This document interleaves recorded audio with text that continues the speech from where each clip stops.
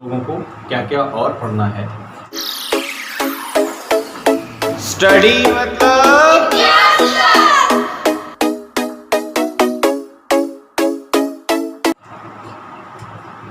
Noun में हम करीब 3 टॉपिक पढ़ने वाले हैं। एक नाउन नंबर, दूसरा नाउन केस, तीसरा नाउन जेंडर। ठीक है दोस्तों, noun number, noun case, noun gender. Noun number में क्या पढ़ेंगे, यहाँ शॉर्ट तरीके से बता रहा हूँ आपको, आगे डिटेल एक चैप्टर का डिटेलाइजेशन होगा। नंबर में सिंगुलर नाउन और प्लूरल नाउन पढ़ेंगे। कौन सा नाउन क्यों सिंगुलर होता है, क्यों प्लूरल होता है, या कोई नाउन सिंगुलर ही क्यों होता है या प्लूरल ही क्यों होता है, यहाँ नाउन नंबर में पढ़ेंगे। नाउन केस में जब आपकी हिंदी में का, की या के निकलने लगे तो नाउन के पास क्या रूल्स हैं, वो 2 रूल हैं। एक तो अपॉस्ट्रोफी एस और एक ऑफ। कहाँ अपॉस्ट्रोफी एस लगाना है, कहाँ ऑफ लगाना है, ये हम लोग नाउन केस में पढ़ेंगे। जेंडर 4 तरह के, there are 4 kinds of gender. 4 तरह के जेंडर होते हैं। एक मैस्कुलिन जिसमें मेल्स आते हैं सारे के सारे। दूसरा फेमिनिन जिसमें सारी फीमेल्स आती हैं, चाहे वो इंसानों में हो, चाहे वो जानवरों में हो, चाहे वो किसी में भी हो। और तीसरा न्यूटर और चौथा कॉमन। ठीक है, तो neuter gender, common gender, feminine और मैस्कुलिन, ये सारी की सारी डिटेल हम लोग नाउन के जेंडर में लेंगे। तो ये 3 टॉपिक हैं जो फ्यूचर में हम लोग डिस्कस करेंगे। तो होपफुली आप चैनल से जुड़े रहेंगे। जिन लोगों ने अभी भी चैनल को सब्सक्राइब नहीं किया हुआ है, प्लीज़ सब्सक्राइब करें। अगर आपको थोड़ा सा भी समझ में आया हो, पढ़ना समझ में आया हो, पढ़ाना समझ में आया हो, तो आगे आप लगातार मेरे चैनल से जुड़े रहें और एक एक चीज़, छोटी सी छोटी इंग्लिश की चीज़ों को आप बहुत आसानी से समझ लेंगे। ठीक है दोस्तों, तो आइए दोस्तों, हम लोग पहुंच चुके हैं नाउन के नंबर पोर्शन में। नाउन नंबर एक ऐसा पोर्शन है जो लोगों को बहुत परेशान करता है, लेकिन अगर आज आप आसानी से समझना चाहते हैं तो मेरे चैनल से जुड़े रहें, लाइक करें। अगर हल्का सा भी आपको समझ में आता है तो ज़रूर लाइक करें, सब्सक्राइब करें। तो आइए बढ़ते हैं नाउन नंबर की तरफ। नाउन नंबर में जैसा कि अभी आपको पहले ही बताया जा चुका है कि हम लोग इसमें सिंगुलर और प्लूरल चीज़ें पढ़ने वाले हैं। कोई नाउन क्यों सिंगुलर होगा या कोई नाउन क्यों प्लूरल होगा, अगर कोई नाउन सिंगुलर होगा तो क्यों होगा, प्लूरल होगा तो क्यों होगा, यही जानेंगे। ठीक है, और ये चूँकि एक चीज़ और समझ लीजिए कि नाउन जो है, ऐसे समझिए कि अगर आपको कोई सेंटेंस बनाना हो तो सबसे पहले आपको एक सब्जेक्ट चाहिए होता है, फिर वर्ब चाहिए होती है और एक ऑब्जेक्ट चाहिए होता है। सबसे आसान सा अगर एक सेंटेंस बनाना है आपको तो एक नाउन सब्जेक्ट चाहिए होता है, वर्ब चाहिए होती है और एक ऑब्जेक्ट चाहिए होता है। ठीक है, और ये सब्जेक्ट जो है वो जनरली कहाँ से आता है, नाउन से आता है, और दूसरा प्रोनाउन से आता है। तो जिन लोगों को सेंटेंस बनाना है वो लोग भी गौर से नाउन ज़रूर समझें, क्योंकि उन्हें सेंटेंस बनाने में भी बहुत फ़ायदा होगा।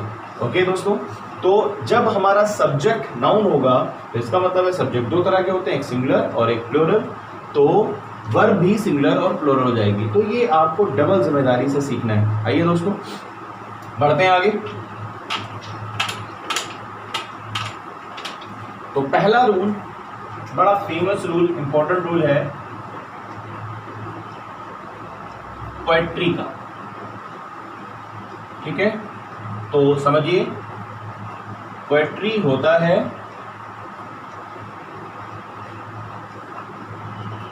पोएट्रीज नहीं होता। ठीक है, क्यों नहीं होता, क्योंकि पोएट्री एक अनकाउंटेबल नाउन है और पहले आपको बताया जा चुका है कि किसी भी अनकाउंटेबल नाउन के पहले आप ए और एन का यूज़ नहीं कर सकते। तो आइए इस तरह आपको पेपर में किस तरह आता है। पेपर में पहले आप तो समझ लीजिए कि किसी भी एग्जामिनेशन पेपर में आपसे सेंटेंस किस तरह पूछे जाते हैं। 3 तरह से सेंटेंस आपके वो पूछे जाते हैं। एक तो कॉमन एरर के रूप में, दूसरा सेंटेंस इंप्रूवमेंट के रूप में, दूसरा फिल इन द ब्लैंक्स के रूप में। एक ही रूल आपसे कई बार कई अलग अलग तरीके से पूछा जाता है। या तो कॉमन एरर होगा, वो कॉमन एरर में क्या होगा, पार्ट्स होते हैं इस तरह करीब 3, 4 या 5, जिसमें से चौथा नो एरर होता है या 5वां नो एरर होता है। आपको बताना होता है किस पार्ट में गलती है। इंप्रूवमेंट में क्या करते हैं, किसी को बोल्ड कर देते हैं या अंडरलाइन कर देते हैं, उसमें से आपसे पूछा जाता है क्या गलत क्या सही है। फिल इन द ब्लैंक्स में वो जगह खाली छोड़ देते हैं, ब्लैंक कर देते हैं और वहाँ आपसे पूछते हैं क्या होगा। तो हम लोग ये तीनों तरह से एक ही चीज़, एक ही रूल को बार बार पढ़ेंगे ताकि आपको वो अच्छे से समझ में आ जाए। ओके दोस्तों, आइए जानते हैं पहला रूल जो सामने लिखा हुआ है पोएट्री का। क्या करना है, पोएट्री का किस तरह उसको समझना है, आइए देखते हैं। सामने लिखे रहने देते हैं और आपसे फिर पूछते हैं। जैसे कॉमन एरर के रूप में अगर आपको समझाना हो मुझे, देखिए कैसे समझाऊंगा। पोएट्री सेंटेंस अगर लिखना हो, आई like the poetries of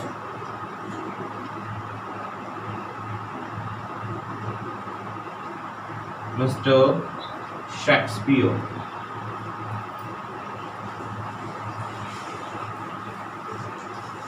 ठीक है, I like poetries of Shakespeare।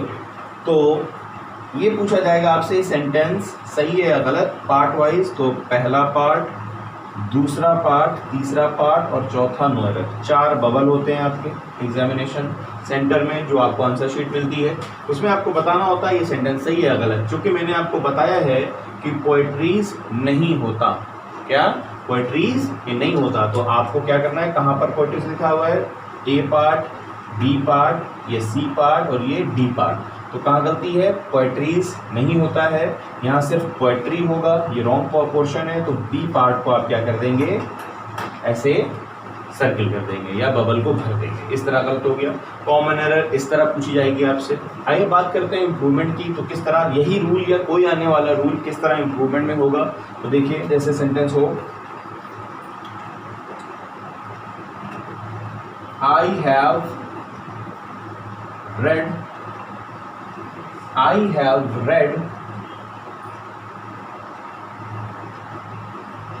a poetry। I have read a poetry। ठीक है, अब देखिए इसको अंडरलाइन कर दिया जाएगा। किसी जिसको भी पूछना होता है उसको अंडरलाइन कर देते हैं और आपको 4 कोई ऑप्शन दे दिए जाते हैं। 4 ऑप्शन दे देंगे, पोएट्री, दूसरा एंड पोएट्री, तीसरा पोएट्रीज और चौथा no improvement.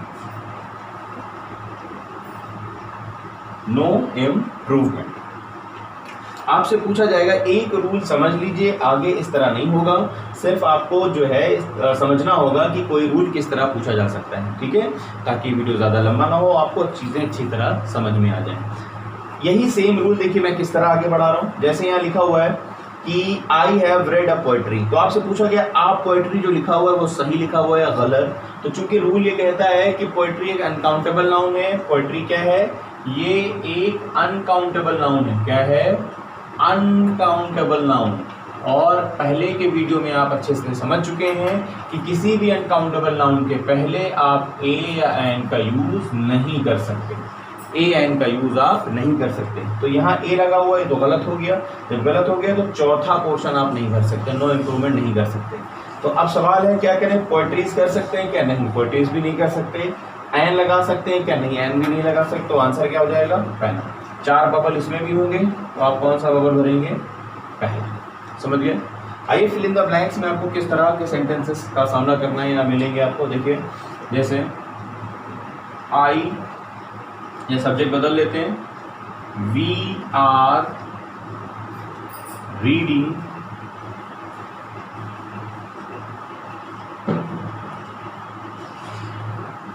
dash of John Milton. हम पढ़ रहे हैं जॉन मिल्टन की क्या। ठीक है, सेम ऐसे ही ऑप्शंस हो सकते हैं आपके पास, poetry, poetries, uh poetry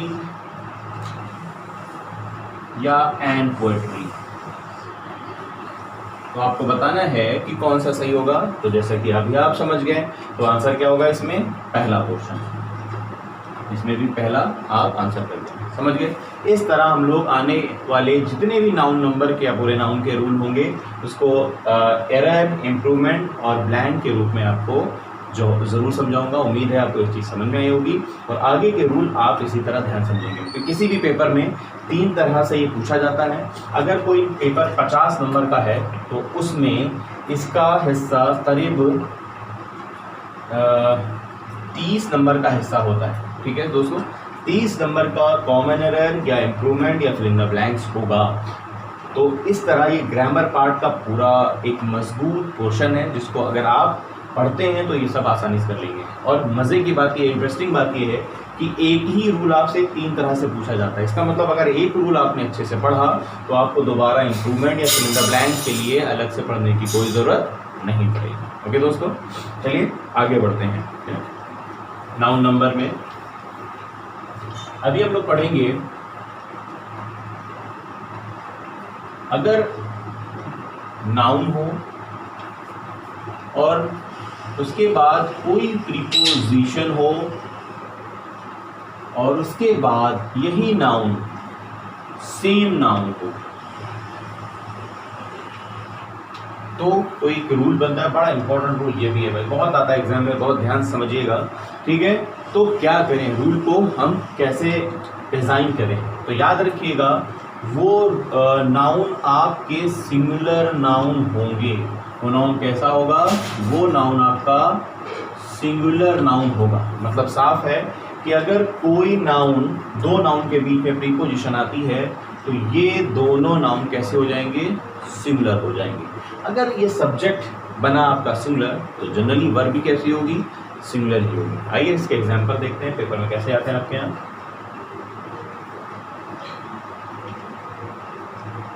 the weather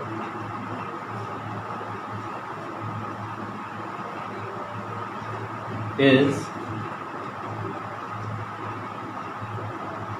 changing days by days। अब आपसे पूछा जाएगा ये सेंटेंस सही है या गलत है। पहला पोर्शन, दूसरा पोर्शन, तीसरा पोर्शन और ये चौथा पोर्शन। ठीक है, 4 बबल हैं। अब आपको बताना है कौन सा इसमें आप आंसर करेंगे। रूल क्या कहता है आपका कि अगर नाउन हो, प्रीपोजिशन हो, फिर वही नाउन उतर आए तो वो नाउन आप किसमें क्या करेंगे, सिंगुलर करेंगे। तो देख सकते हैं प्रीपोजिशन बाई आ गई। हाँ, अगर आपको प्रीपोजिशन नहीं आते हैं तो मैं प्रीपोजिशन कुछ नाम लिख दूँ जो यहाँ पर आपको फेमस प्रीपोजिशन मिलेंगे। जैसे ये प्रीपोजिशन यहाँ मिल सकते हैं आपको, जैसे बाई, जैसे बिटवीन, जैसे अमंग, जैसे कि अपॉन। ये कुछ इंपॉर्टेंट प्रीपोजिशन है जो अक्सर पेपर में आते हैं, उन्हीं से ये रूल जुड़ता है। तो यहाँ पर क्या हो जाएगा, ये गलत पोर्शन है तो आप कौन सा भरेंगे, सी पार्ट भरेंगे।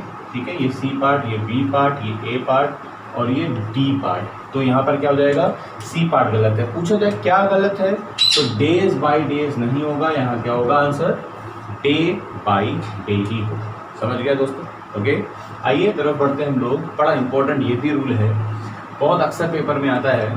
तो इस रूल में हम लोग ये जानेंगे कि नोट्स में रुपी और रुपीज़ में क्या फ़र्क है। ठीक है, नोट जैसा कि आप जानते हैं नोट क्या होता है, ये नोट है 100 की, ऐसे ही कई नोट हो सकती हैं, 500 की, 2000 की, ठीक है। तो ये नोट जो कि हमारे पर्स में वैलेट में होती हैं, हमारे पास होती हैं, तो ये नाउन सब जानते हैं सभी कि ये नाउन है और ये नाउन काउंटेबल है, ठीक, काउंटेबल नाउन है और ये मुमकिन है प्लूरल हो सकती है। तो इसका मतलब ये है नोट जो है सिंगुलर है और ज़रूरत पड़ने पर इसको हम प्लूरल बना सकते हैं। समझ आ गया दोस्तों? मतलब नोट का नोट्स बहुत ही आसानी से किया जा सकता है अगर वो प्लूरल है, ठीक है। ऐसा कुछ नहीं है कि नोट का नोट्स हम नहीं कर सकते। आइए पहले इसका एक एग्जांपल देख लेते हैं हम लोग। जैसे आई हैव सम नोट्स। तो आपसे पूछा जाएगा ये सेंटेंस बताइए सही है या गलत। तो ये सेंटेंस बिल्कुल भी सही सेंटेंस है, क्योंकि सम एक एडजेक्टिव है, इसकी हिंदी होती है कुछ, और इसके साथ काउंटेबल नाउन आने पर उसको हम प्लूरल बना सकते हैं। तो इस वजह से ये सेंटेंस आपका सही हो गया, ठीक है। अगर यहाँ मान लीजिए सम ना होता, अगर यहाँ पर सम ना होता तो यहाँ पर क्या हो जाता, अगर मान लीजिए यहाँ सम ना होकर यहाँ आ होता, आई हैव अ नोट्स, तो ये सेंटेंस फिर क्या हो जाता, ये सेंटेंस रॉन्ग हो जाता। क्यों? क्योंकि यहाँ एस नहीं हो सकता था। आ का मतलब क्या हुआ, एक, इस वजह से यहाँ पर क्या हो जाएगा, आ लगाने से सिर्फ एक बनेगा। समझ गया दोस्तों? ठीक है। आगे देखिए, रुपीज़ अगर मुझे करना है तो इसका खास रूल समझिए बहुत ध्यान से। रुपी अगर आप करना चाहते हैं तो नोट शब्द आए, अगर नोट शब्द आ जाए लिख दें, तो आप क्या करेंगे, रुपी का यूज करेंगे, ठीक है। अगर नोट शब्द ना आए तो आप क्या करेंगे, रुपीस कर देंगे। समझ गए? तो आइए देखते हैं।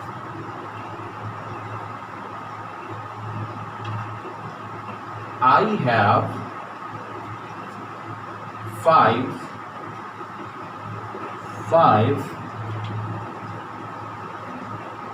Rupees notes. अब आपसे ये कई बार पेपर में पूछा गया है, आई हैव 5 रुपीज नोट्स।